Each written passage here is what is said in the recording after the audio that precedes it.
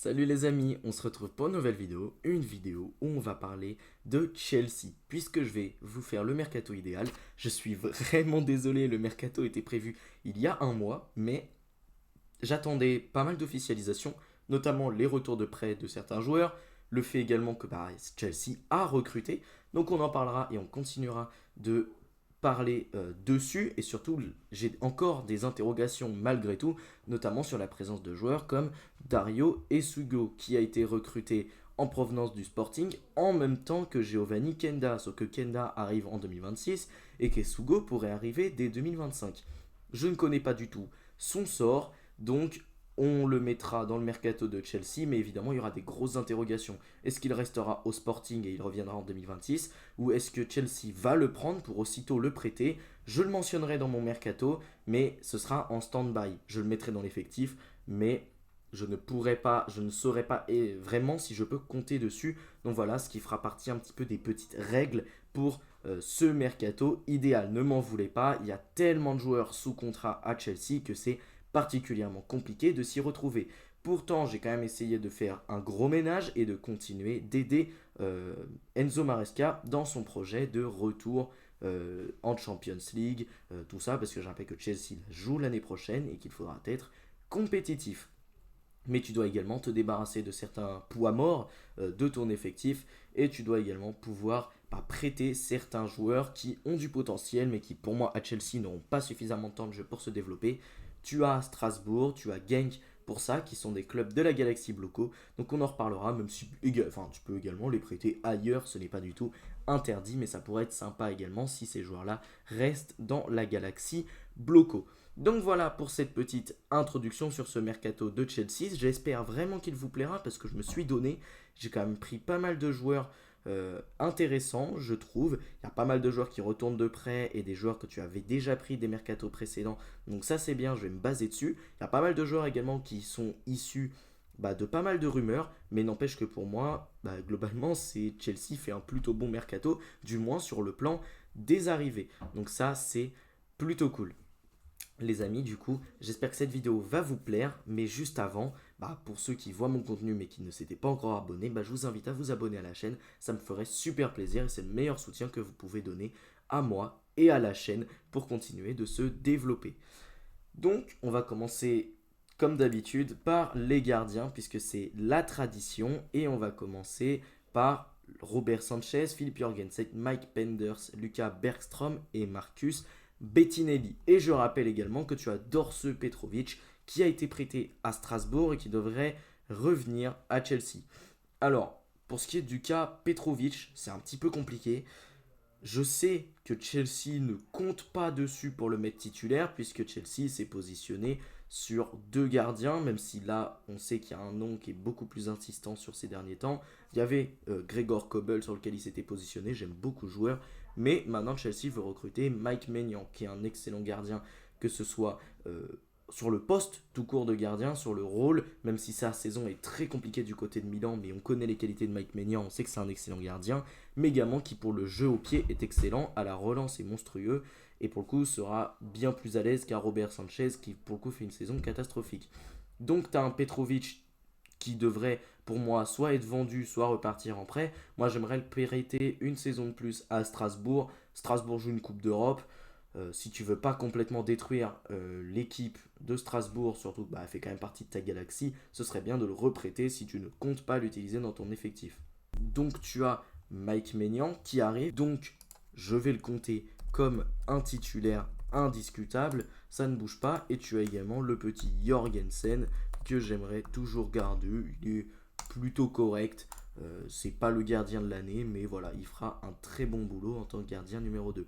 Je vends Robert Sanchez, Mike Penders, j'aimerais le reprêter une saison de plus à Genk, ou peut-être le prêter à Strasbourg selon ce que tu fais avec Petrovic, c'est un petit peu compliqué, mais on sait que c'est un gardien qui a un niveau intéressant. Il y a Lucas Bergström qui est actuellement sans club. De toute façon, je comptais m'en débarrasser, donc pas de soucis. Enfin, du moins, qui était sans club maintenant qu'il est à Chelsea. Soit tu le prêtes, soit tu romps son contrat. On n'a pas, ou alors tu le vends. Je ne sais pas trop ce que tu veux faire. Moi, dans l'idéal, j'aimerais le prêter. Ou alors, s'il est vraiment sans club actuellement, tu le laisses. C'est pas un gardien qui servira beaucoup dans l'effectif. et Marcus Bettinelli. Alors, Bettinelli est annoncé avec insistance du côté de Manchester City pour remplacer numériquement Scott Carson. Donc, c'est très bien pour Chelsea parce que ce gardien de toute façon ne te servait pas à grand chose. Par contre, pour les histoires d'extra-communautaires et d'home-ground players, bah du coup ça pourrait être intéressant de conserver Bergström. C'était une information que je n'avais pas au moment d'enregistrer la vidéo, du coup je vous la donne maintenant. Tu peux également t'en débarrasser ou tu peux le compter comme troisième gardien, moi ça me choque pas. En vrai, tu peux le garder comme troisième gardien parce que c'est un gardien quand même qui est formé en première ligue, qui comptera pas comme un extra communautaire et qui peut potentiellement rentrer dans les hommes grand players. Pour moi, ça n'a pas réellement d'importance. De toute façon, tu auras des joueurs formés en Angleterre, mais tu peux le conserver en tant que troisième gardien. Ce n'est pas choquant. Moi, je vais le conserver comme ça. Après, si vous ne voulez pas le conserver, ça me choque pas du tout. Donc voilà pour ce qui est du poste de gardien. Donc je rappelle qu'on a pris Mike Maignan. Sur le poste de défenseur central, alors on va commencer par les défenseurs centraux parce que pour moi c'est un poste qui est vraiment particulièrement intéressant parce que Chelsea a des titulaires d'un assez haut niveau. Du moins, tu as du Levi Colwill et tu as du Wesley Fofana qui, quand il est présent, Wesley Fofana est plutôt bon et ça a plutôt bien marché sur la première partie de saison. Et Colwill, c'est un joueur que j'aime beaucoup, qui peut encore se trouver un petit peu, mais moi j'ai envie de lui donner encore un peu plus de continuité. C'est un joueur que j'aime énormément, qui est très bon balle au pied. Et de toute façon, ce sera probablement ton titulaire sur les prochaines années. Il n'a que 22 ans. Donc on va continuer de le faire progresser. Tu as également l'arrivée de Mamadou Sarr, donc ça c'est intéressant. Moi je comptais faire 2 recrues au poste de défenseur central, mais puisque tu as Mamadou Sarr, bah tu peux potentiellement compter dans ton effectif. C'est un joueur qui a joué à Strasbourg quasiment toute la saison, qui a été très bon en Ligue 1, donc pas de souci. Moi j'aime beaucoup Mamadou Sarr, donc tu peux le conserver. Tu as également du Tosin Adarabioyo que j'aimerais conserver. C'est un joueur de complément qui est très très bon, donc ça, il n'y a pas de souci. Tu as maintenant Benoît Badiachil et Axel Disasi qui reviennent de près. Les deux, j'aimerais m'en débarrasser, les vendre. Alors, Badiachil, j'espère en toucher 20 millions d'euros. Disasi, peut-être 20-25, à peu près les mêmes zones de toute façon, enfin les mêmes zones de prix. De toute façon, enfin, ils n'ont pas suffisamment ils n'ont pas un suffisamment bon niveau pour les conserver à Chelsea, donc j'ai envie de les vendre. Ça nous fera des petites rentrées d'argent. Et Wesley Fofana, j'aimerais le prêter. J'aimerais faire un coup un petit peu à la Saliba. Je sais que Marseille est très intéressé par Wesley Fofana. J'aimerais le prêter là-bas. C'est un joueur qui est très souvent blessé. Donc moi j'ai envie de le prêter là-bas pour qu'il essaye de se relancer dans un championnat qui est un peu moins exigeant physiquement. Je pense que ça pourrait très bien fonctionner. C'est également un club qui joue la Ligue des Champions, donc ça peut être très bien pour lui. Il sera, je pense, content de retrouver un club là-bas. Donc voilà, on a fait quand même du ménage, mais on a toujours Mamadou Sarr, Trevoh Chalobah également, qui est un très bon joueur, Tosin Adarabioyo, et on a Aaron Anselmino. Lui, j'aimerais le prêter à Aaron Anselmino, peut-être à Strasbourg. Je pense que c'est un club qui pourrait bien lui convenir.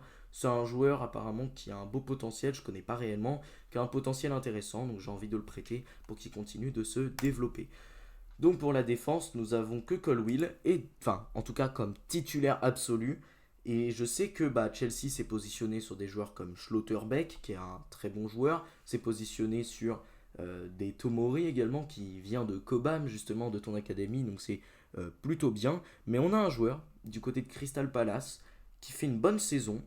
Ça fait plusieurs années d'ailleurs qu'il est plutôt performant du côté de Palace. C'est un joueur que tu as formé, donc pourquoi pas le rapatrier. Ça va coûter très cher, je pense que ça devrait coûter autour de 60 millions d'euros.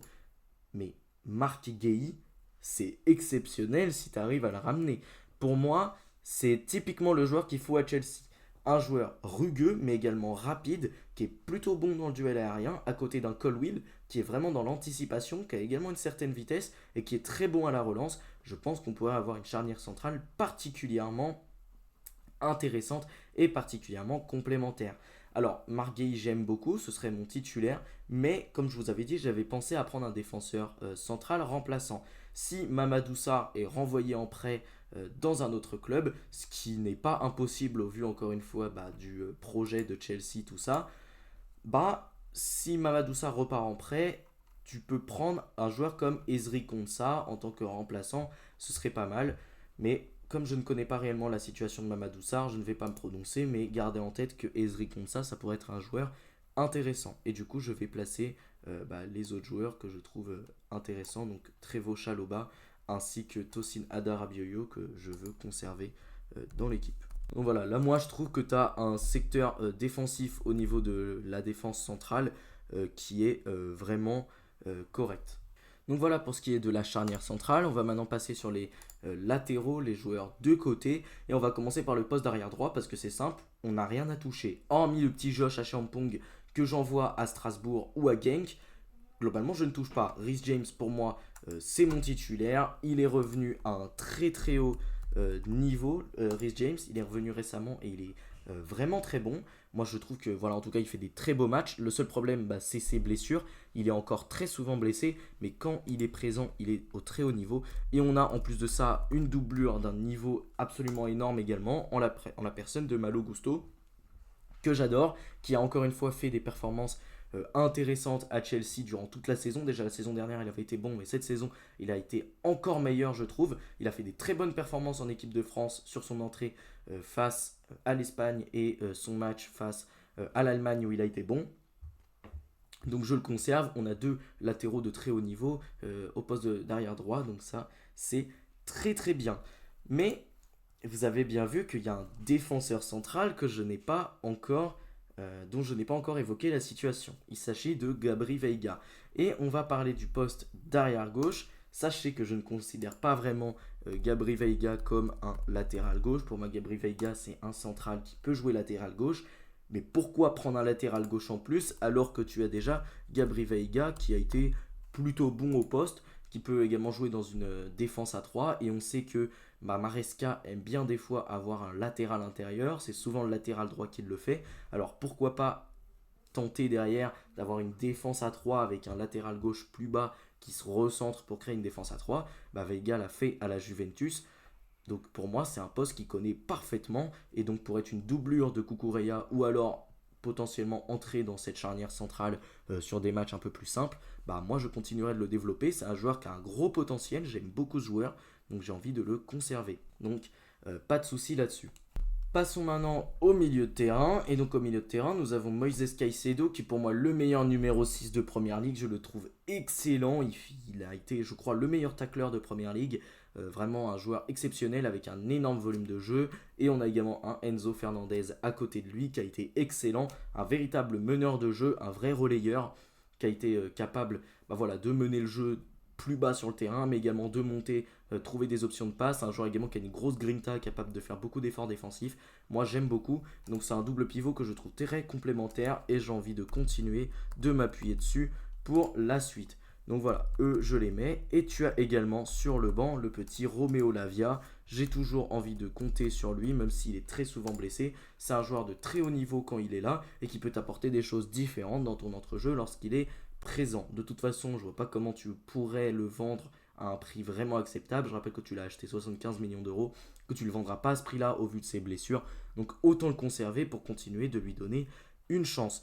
Maintenant sur tes autres milieux de terrain, en tout cas pour ce double pivot, tu as Kiernan Dewsbury Hall. Lui j'aimerais le vendre, il n'a pas fait une bonne saison. Donc voilà, franchement lui j'aimerais m'en débarrasser. Tu as également le petit Omari Kellyman qui devrait revenir de près, que je reprête aussitôt. Et tu as Mathis Amougou qui a été acheté cet hiver, qui n'a quasiment pas joué. Donc ça c'est un move que je trouve complètement débile de la part de Chelsea. Vous voyez sur le côté dans les rumeurs récentes, il est annoncé comme en partance du côté de Strasbourg en prêt. Moi je trouve ça très bien. Je pense qu'il faut qu'il continue à jouer en Ligue 1. Il jouait à l'AS Saint-Etienne, il faut qu'il continue à jouer en Ligue 1 dans un club qui en plus de ça jouera une Coupe d'Europe. Donc ce sera très bien pour qu'ils aient un peu plus de profondeur de banc. Donc ça, c'est très bien. Et du coup, vous avez également compris qu'on avait le retour d'Andrei Santos. Et apparemment, Chelsea penserait à le vendre. Je trouve ça idiot. Tu as un joueur d'un excellent niveau qui peut parfaitement compléter ton roster de milieu de terrain. Donc c'est très bien. Moi, je l'adore. C'est un vrai relayeur, un joueur capable de faire des efforts défensifs assez dingues, mais également de porter le ballon. Il a quand même marqué pas mal de buts cette saison, donc c'est bien.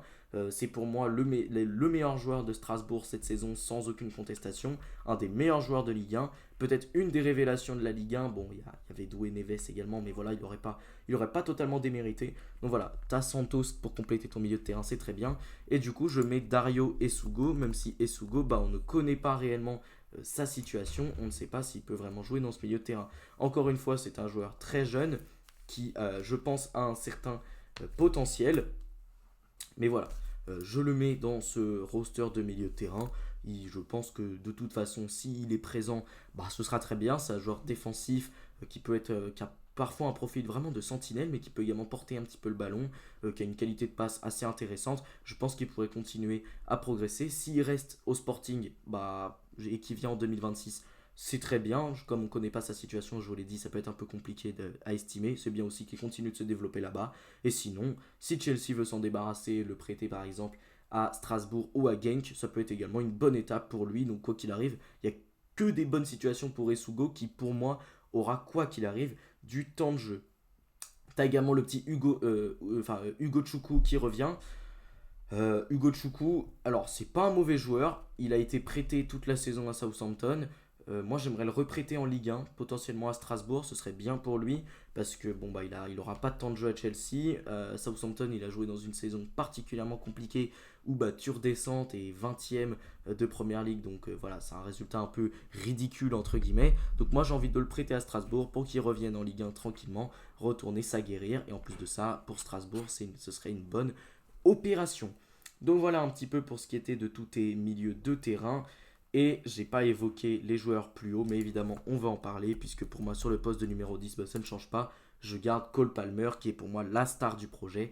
Il est absolument monstrueux, même si sur cette deuxième partie de saison ça a été plus compliqué. Sur la première partie il a été incroyable. Sur la fin de la deuxième partie de saison il est quand même revenu à un niveau très intéressant.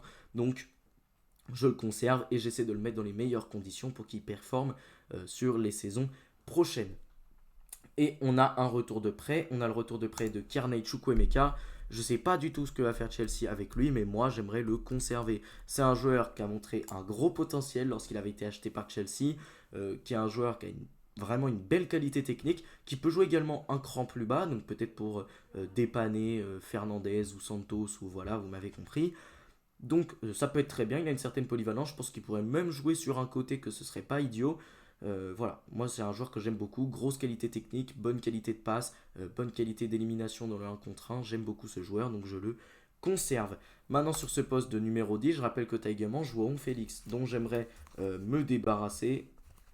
Lui, je m'en débarrasse par tous les moyens. Je pense que pour 30 millions d'euros, il y a des clubs assez fous pour les payer. Donc lui, je m'en sépare. Il est nul. Je suis désolé. J'avais fait une vidéo l'été dernier pour expliquer à quel point prendre Félix, c'était une idée débile. Je m'étais fait incendier dans les commentaires. Mais je m'en rappellerai. Je me suis fait incendier dans les commentaires. Et au final, qui c'est qui avait raison? C'était moi. Et j'ai un peu envie de vous dire, c'était sûr. Donc voilà, je le sentais gros comme un camion. Et au final, il a fait une très très mauvaise saison. Que ce soit du côté de Chelsea où il a été il a été plutôt bon en Conference League, forcément face à des équipes d'Azerbaïdjan, c'est plutôt simple. Mais par contre, en Première Ligue, ça a été mauvais. Et à l'AC Milan, il a fait un bon match et après, il est retourné dans ses travers. Donc j'aimerais vraiment m'en débarrasser pour ce poste de numéro 10. Tu as également l'arrivée de Kendry Paez qui devrait arriver cet été. Apparemment, Chelsea voudrait le reprêter aussitôt. Je ne sais où. Ça m'intéresserait de le voir à Strasbourg. Encore une fois, c'est un joueur qui peut jouer numéro 10 et ailier droit. Donc très bien. Il vient d'Amérique du Sud, ça a l'air d'être un énorme crack. Donc si tu veux le reprêter, c'est plutôt bien. Je pense qu'il aura du temps de jeu si tu le prêtes à Strasbourg, à Genk ou peut-être dans un autre club. Donc c'est très bien. Donc voilà pour ce qui était du milieu de terrain. Je ne fais pas de recrue particulière, t'en as pas besoin. Tu as plein de joueurs qui arrivent, tu as plein de joueurs dans ton effectif. Je vois pas pourquoi tu recruterais en plus dans ce milieu de terrain. Tu as en plus le petit Dario Essugo, voilà. Alors maintenant, on va passer à l'attaque. Et l'attaque, c'est un secteur un petit peu compliqué. Puisque tu as Jadon Sancho qui devrait repartir à Manchester United. Chelsea ne veut pas lever la clause. Tu as Mykhailo Mudryk que j'aurais aimé vendre, mais que tu ne peux pas vendre parce que il est suspendu pour cause de dopage pendant 3 ans. Donc lui, tu ne le comptes même plus dans ton effectif. Jadon Sancho non plus. Tu as Eric Georges C'est un jeune joueur, ailier gauche, même ailier droit, il peut jouer de poste, extrêmement prometteur, qui a fait une saison intéressante du côté de Chelsea, et moi j'aimerais le prêter, parce qu'il n'aura pas énormément de temps de jeu, que tu as déjà Pedro Neto, Noni, Madueke, et que apparemment Chelsea aimerait recruter sur l'aile gauche en la personne de Jamie Gittens, que je vais compter comme mon titulaire. Jamie Gittens, c'est un joueur que je trouve très intéressant. Alors autant pour le mercato du Barça d'Alex de Castro, bah, je voyais pas trop. Autant là pour Chelsea, qui est apparemment à fond dessus, c'est un joueur anglais qui a été, si je me trompe pas, formé à Cobham, donc en plus de ça, tu le connais, qui a fait un très bon début de saison du côté de Dortmund,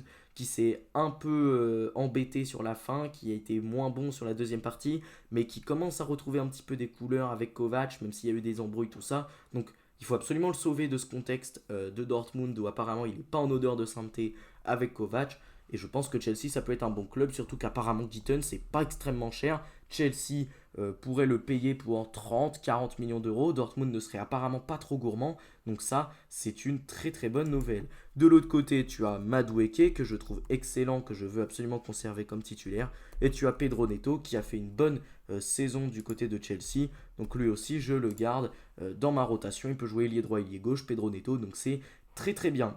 Et sur le côté gauche, tu as également l'arrivée du petit Esteban. Donc lui, c'est très bien.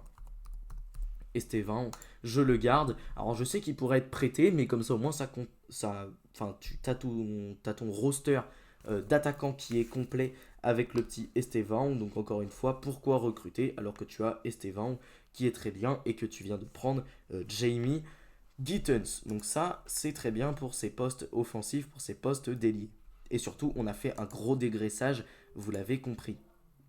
Et maintenant, sur le poste d'avant-centre, nous avons Nicolas Jackson, Liam Delap, Christopher Nkunku, Marc Gouillou et David Datro Fofana. David Datro Fofana, je m'en débarrasse. Il a définitivement pas le talent qu'on lui prêtait. Alors, je ne le prête même pas. Je pense que je le vends. Je ne sais pas. Oui, il coûte 6 millions d'euros. J'espère en tirer 6 millions d'euros. Marc Gouillou, je le conserve. Il peut jouer un peu partout sur le front de l'attaque. En tout cas, il a été baladé. Donc voilà, pour moi, ça peut être un bon joueur de complément. Il n'a que 19 ans, donc tu peux le conserver. Et au pire des cas, tu le prêteras à Strasbourg. Si tu n'es pas vraiment convaincu à la mi-saison, tu peux le prêter là-bas. Christopher Nkunku, je le vends. 35 millions d'euros. Voilà, j'espère en tirer le même prix. Liam Delap vient d'arriver, c'est une excellente recrue. J'adore Liam Delap pour ceux qui suivent la chaîne. Je pense en avoir parlé sur la chaîne. Mais Liam Delap, c'est un excellent joueur. Un joueur qui a marqué énormément de buts cette saison du côté d'Ipswich. En tout cas, pour un joueur d'Ipswich, il en a marqué pas mal dans une saison particulièrement compliquée. En plus, c'est un anglais, donc parfait, ça contribue à ton quota d'home ground players. Je pense qu'il pourrait très bien s'entendre avec Maresca. En plus, c'est un joueur de l'école City, de l'école Guardiola. Donc pas de souci, je pense qu'avec Maresca, ça pourrait très très bien fitter. C'est un joueur qui peut prendre la profondeur, qui a une bonne qualité technique, qui est également un vrai neuf et qui pour le coup devant le but ne tremble pas, contrairement à Nicolas Jackson, même si Jackson, bah, je le conserve. Il peut être intéressant sur certains matchs, c'est un joueur qui trouve pas mal d'espace, qui peut également jouer sur le côté gauche. Donc autant le conserver. Et du coup, je garde également le petit Gouillou que tu peux faire jouer sur des matchs un peu moins importants de coupe. Donc voilà pour ce qui est de mon secteur offensif. Bon bah voilà les amis, voici mon mercato idéal. J'espère vraiment qu'il vous plaît. Alors vous allez me dire que j'ai pas énormément innové, que les trois quarts des joueurs, bah, c'est des joueurs qui reviennent ou alors bah, c'est des joueurs que Chelsea ciblait déjà, même si Gay, les rumeurs s'étaient fait beaucoup moins insistantes sur cet été. Mais pour moi, t'as rien à faire de plus. T'as énormément de joueurs d'une grande qualité que t'as déjà recruté, des joueurs qui arrivent bientôt. Je pense à un Giovanni Kenda qui pourrait également venir sur le côté droit si jamais tu veux prêter Esteban et du coup tu mettrais Neto bah, peut-être sur le côté gauche. Donc pourquoi se casser la tête alors que tu as déjà énormément de matière? Moi, je voulais juste rajouter des joueurs qui pourraient être très pertinents. Donc un Gittens pour t'apporter beaucoup de verticalité et beaucoup de vitesse. Un Liam Delap pour t'apporter un véritable neuf, un joueur qui est vraiment tueur dans la surface. Un Gueye pour avoir une charnière centrale qui a à la fois un petit peu d'expérience du championnat, mais qui est également très solide. Gueye, c'est également un international anglais, on le rappelle. Et en plus de ça, tu prends dans les cages Mike Maignan, qui est très bon, qui est un excellent gardien, peut-être l'un des meilleurs d'Europe lorsqu'il est en forme. Je vous avais parlé évidemment de prendre Ezri Konsa, qui pour moi est quand même plus expérimenté que Mamadou Sarr. C'est pas non plus interdit, vous pouvez le prendre, sachant qu'Adara Bioyo pour moi acceptera totalement un poste un peu plus bas dans la rotation. Mais moi j'ai quand même envie de donner un peu de temps de jeu à Mamadou Sarr si il est vraiment considéré comme un joueur qui pourrait démarrer un match pour Chelsea. Même s'il y a 19 ans, bah, ça peut être un peu compliqué, mais bon, on sait aujourd'hui que les joueurs percent de plus en plus jeunes.